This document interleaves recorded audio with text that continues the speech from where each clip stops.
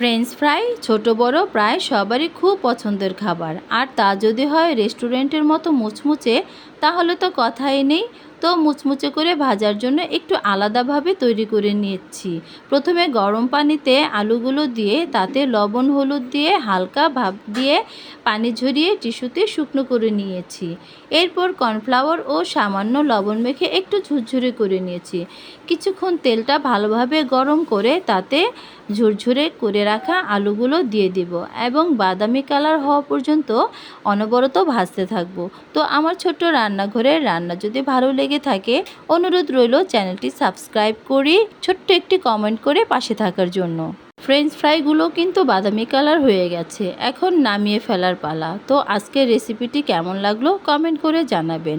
সবাই ভালো থাকবেন, খুব ভালো। আবার কথা হবে অন্য কোনো ভিডিওতে।